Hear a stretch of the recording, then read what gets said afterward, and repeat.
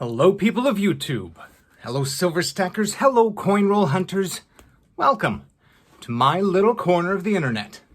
This is Michael from Penny Haven. And first off, if you haven't yet, please just go ahead and hit that subscribe button, then give it a like, then come back over here and hit that bell icon so you know when my new videos come out.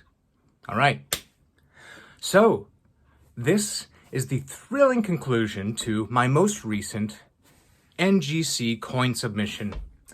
So I've got all the coins back from grading now, and this last set includes 2 from me and 2 from Brad, from Brad's World Coins. And if you haven't seen the first video yet, you can go ahead and pause this one, go here, watch the first one, then come back for this thrilling conclusion.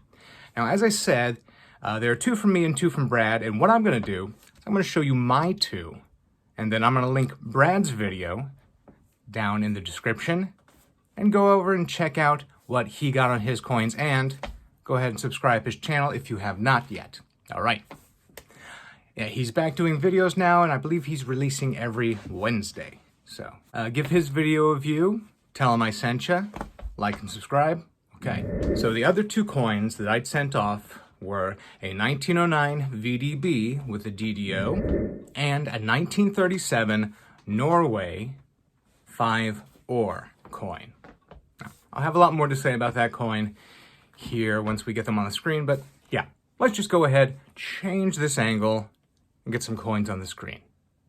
Here we go. All right, so here in a little bit, you're going to hear me talking about kicking myself over something concerning these coins.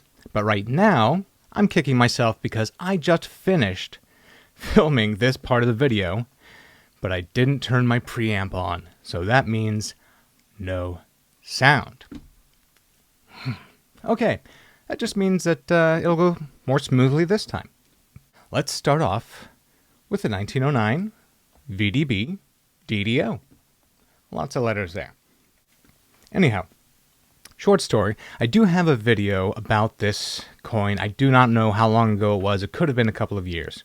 Anyway, at the time, I was watching a lot of M-bar auctions on eBay, and I was getting a lot of 1909 VDBs because I was adding them to my books, upgrading the ones I had, and then selling the extras. And I happened across this one, and in the process of checking out the date and the initials, 2 things I paid a lot of attention to, I noticed that there was some doubling on this 1909. It is indeed a DDO. So I got that coin. I believe I paid right around 20 bucks for it. And I was really happy about that. Odd little side note, about a week later, I was, of course, watching more VDBs, and I noticed they had used the exact same picture on another auction. I brought it to their attention.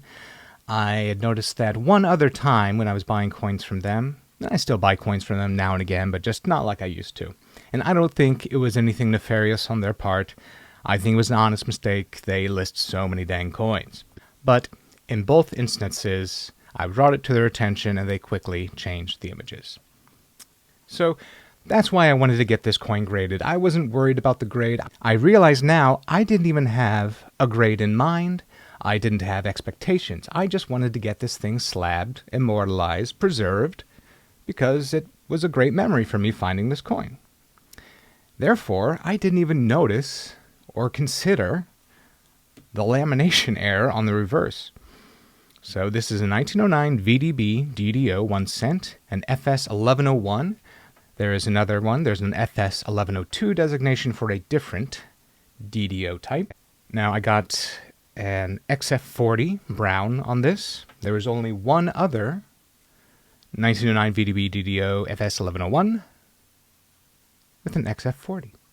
So this is one of 2, and this is actually, there were only 77 other 1909 VDB DDO FS 1101 coins slabbed by NGC.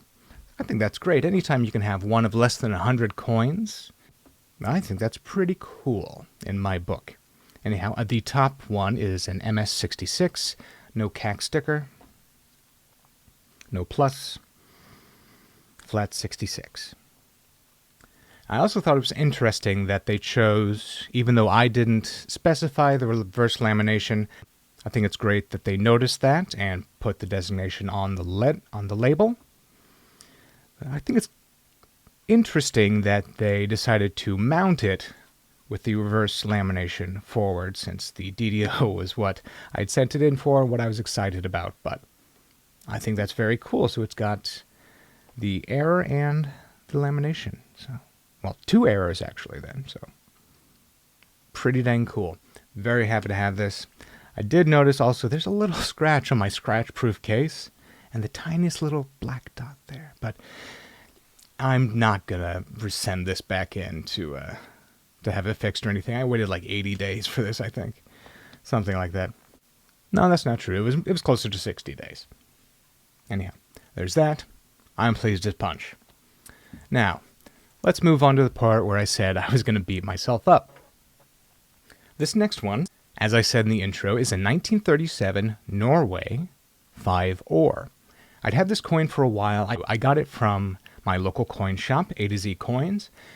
I spent a lot of time back then just going through. They have a big box of world coins in flips, and just flipping through there, finding stuff.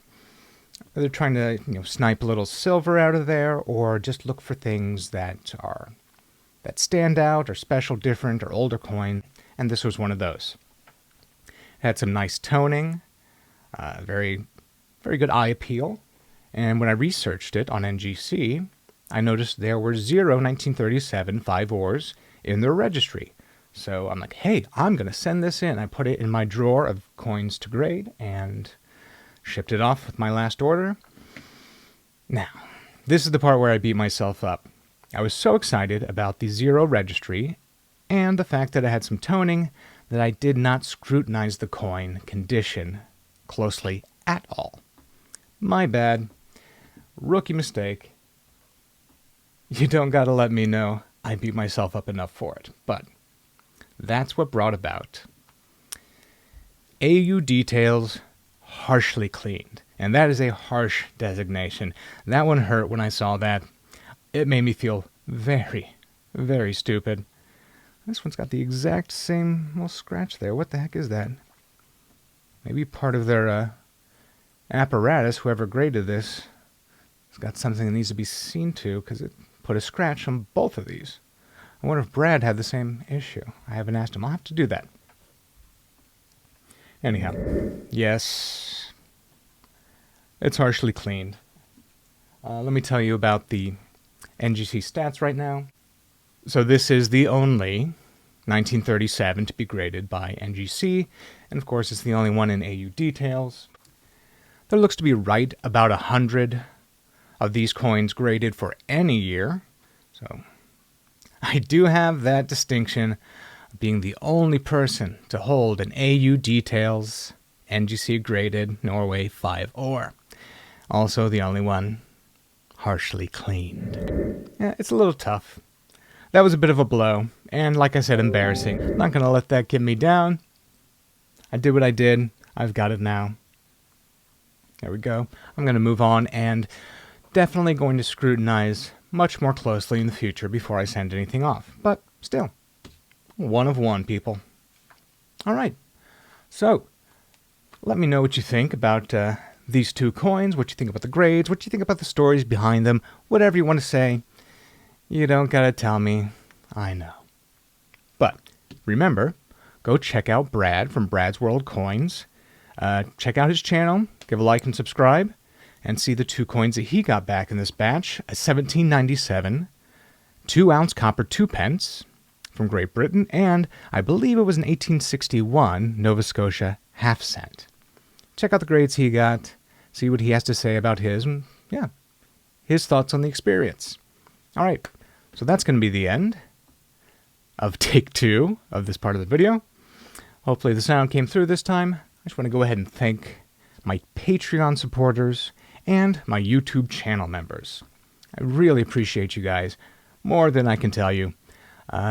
Thank you for keeping it up month after month, and also, please, anyone out there who wants to give it a go, hit that button down below. It might say join, it might say see perks. Go ahead, see the perks. I added a level. All right, time to get out of here. This is Michael from Pennyhaven. Happy hunting.